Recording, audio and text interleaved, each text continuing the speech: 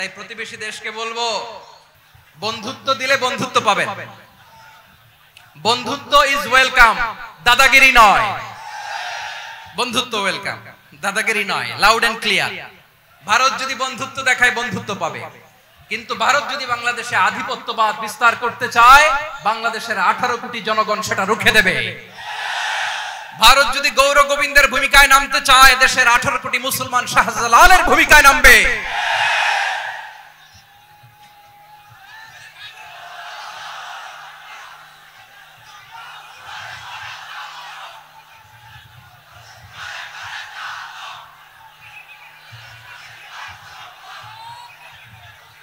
প্রিয় ভাইয়েরা, আমরা বন্ধুত্বে বিশ্বাসী, শত্রুতায় নয়, ঠিক কিনা বলেন?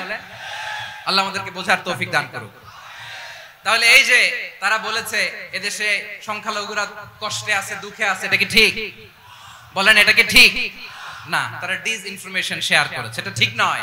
আমার প্রতিবেশী বন্ধু রাষ্ট্রকে বলবো, আপনারা এটা করবেন না, এটা করবেন না। আমরা শান্তিতে আছি, আপনারাও শান্তিতে থাকেন, আমাদেরকেও শান্তিতে থাকতে দেন।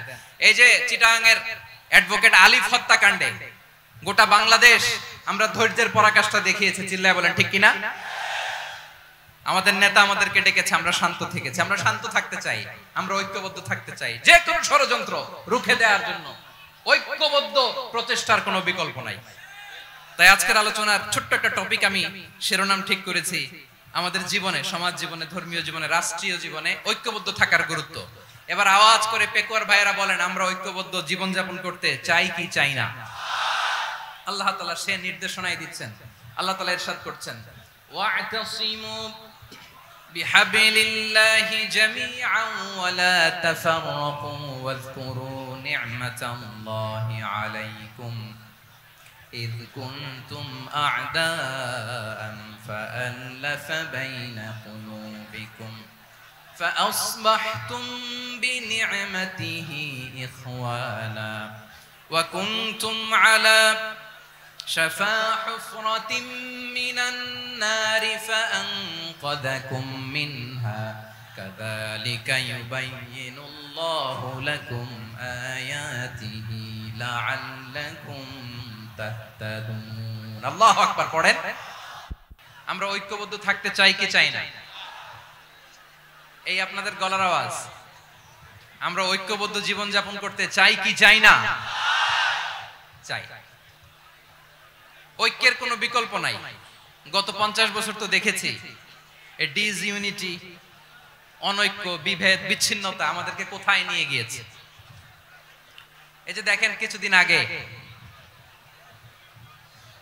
আমাদের বর্তমান নেতা ডক্টর ইউনূস, উনি সব রাজনৈতিক নেতৃবৃন্দদেরকে ডেকেছেন একটা ইস্যুকে কেন্দ্র করে। তার মানে গোটা বাংলাদেশ এক হয়ে গিয়েছে। আমরা সবাই উদ্বেলিত হয়েছে, উচ্ছ্বসিত হয়েছে, ঠিক কিনা বলেন? রাজনৈতিক নেতাদেরকে ডেকেছেন উনি, আমরা এক হয়েছে। এরপরে ধর্মীয় অঙ্গনের যে লিডাররা, বিভিন্ন ধর্মের, শুধু মুসলিম না, সবাইকে ডেকেছেন, আমরা ঐক্যবদ্ধ হয়েছে। এটাকে বলে ন্যাশনাল ইউনিটি, জাতীয় ঐক্য। যে কোনো ধরনের কনস্পাইরেসি, ষড়যন্ত্র, আধিপত্যবাদ মোকাবেলায় জাতীয় ঐক্যের চেয়ে মুখ্যম হাতিয়ার আর নাই। আমাদের একটা প্রতিবেশী দেশ আছে, আমরা আমাদের দেশ নিয়ে যত ভাবি তারা তার চেয়ে বেশি ভাবে। কথা বুঝতেছেন না? আরো ভেঙে বলতে হবে। আমরা আমাদের দেশ নিয়ে যত উদ্বিগ্ন, এদের আরো টেনশন বেশি। বলেন, আমাদের দেশে শান্তি আছে না নাই? আমরা হিন্দু মুসলিমে কখনো দাঙ্গা লাগে? আসতে বলেন, কেন লাগে? ওদের পূজা পার্বণে আমাদের মাদ্রাসার ছেলেরা যে পাহারা দেয়, চিল্লায় বলেন ঠিক কিনা? আমাদের তাফসীর মাহফিলের সময় ওরা ডিস্টার্ব করে, ঢোল বাজায় না। ওদের পূজা পার্বণের সময় আমাদের তাফসীর মাহফিলের ডেট হলে আমরা চেঞ্জ করে দেই। সুবহানাল্লাহ, কি সাম্প্রদায়িক সম্প্রীতির রোল মডেল। আর ওই বাংলাদেশের ব্যাপারে তারা অনেক ডিস ইনফরমেশন ছড়াচ্ছিল। ভারতের অনেকগুলো গণমাধ্যম, আমি জেনারেলাইজ করব না, আমাদের প্রতিবেশী দেশের সব গণমাধ্যমকে আমি দোষ দিতে চাই না। অনেকগুলো গণমাধ্যম তারা ডিস ইনফরমেশন শেয়ার করেছে। ডিস ইনফরমেশন আর মিস ইনফরমেশনের পার্থক্য আছে। মিস ইনফরমেশন না জেনে ভুল বুঝে একটা মিথ্যা বা ভুল তথ্য ছড়িয়ে দেয়া, এটার ক্ষমা আছে, এটার কি আছে? আর ডিসইনফরমেশন মানে ইচ্ছা করে, প্ল্যান করে, ম্যাপ করে, ছক এঁকে মিথ্যা, গুজব, রটনা সোশ্যাল মিডিয়ায় ছড়ানো, এটার ক্ষমা আছে? আওয়াজ করে বলেন, ক্ষমা আছে? ভারতের কিছু গণমাধ্যম তাই করেছে। আমরা ব্যথিত হয়েছি, আমাদের হৃদয়ে রক্তক্ষরণ হয়েছে। আমাদের প্রতিবেশী দেশকে বলতে চাই, আমাদের দেশ নিয়ে আপনাদের ভাবার দরকার নাই, নিজের চরকায় তেল দেন, নিজের দেশ নিয়ে ভাবেন। গত মাসের ভয়েস অফ আমেরিকার রিপোর্ট, বাংলাদেশে সংখ্যালঘু জনগোষ্ঠী আগের চেয়ে বেশি নিরাপত্তা পাচ্ছে। Report voice of America, Muslim report নাকি? মুসলিম জরিপ, ভয়েস অফ আমেরিকা। কথা বুঝে নাই বোধহয়। ভয়েস অফ আমেরিকা কি আমাদের রিপোর্ট? না, ভয়েস অফ আমেরিকার জরিপ, বাংলাদেশের সংখ্যালঘু জনগোষ্ঠী আগের চেয়ে ভালো নিরাপত্তা পাচ্ছে।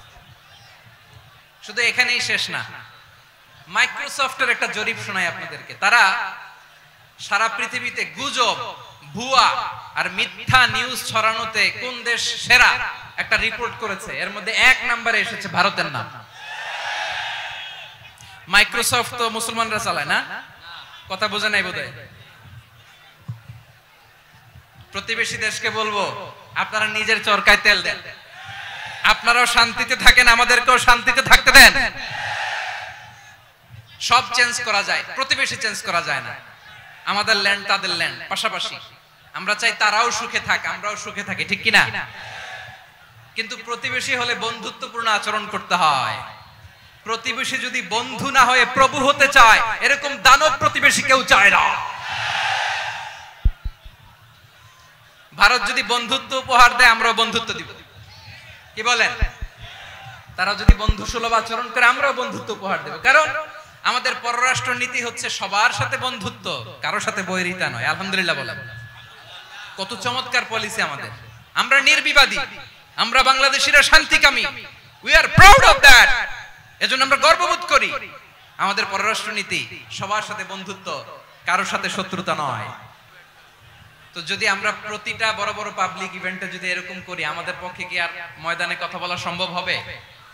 বাধ্য হয়ে পরে ফেসবুকে ঘোষণা দিব যে আমি আর তাফসির মাহফিলে নাই, আমি মসজিদের হালাকা করব, 20 জন নিয়ে আমি দাওয়াতি কাজ করব, যথেষ্ট, গুড ইনাফ। এটাই আপনারা চান নাকি? এটাই চান? তো একটু মেহরবানি করে চুপ করা যাবে না? জায়গা না হলে পেছনে চলে যান। কিন্তু যারা থাকবেন চুপচাপ, আওয়াজ করা যাবে না। আল্লাহর ওয়াস্তে অনুরোধ করার পরে যদি এটা ভায়োলেট করেন, জবাব দিতে হবে আল্লাহর কাছে। খবরদার, আল্লাহর ওয়াস্তে বলেছি, আওয়াজ করা যাবে না। ভাইরা, এইভাবে আলোচনা করা যায় না। মেহেরবানি করে আওয়াজ করবেন না। আমার দিকে তাকান। আজকে যে টপিকটা নিয়ে আমি আপনাদের সামনে কথা বলবো, সেটা হচ্ছে আমাদের ধর্মীয় জীবনে, সামাজিক জীবনে, রাষ্ট্রীয় জীবনে ঐক্যবদ্ধ থাকার গুরুত্ব। The importance of unity in our life.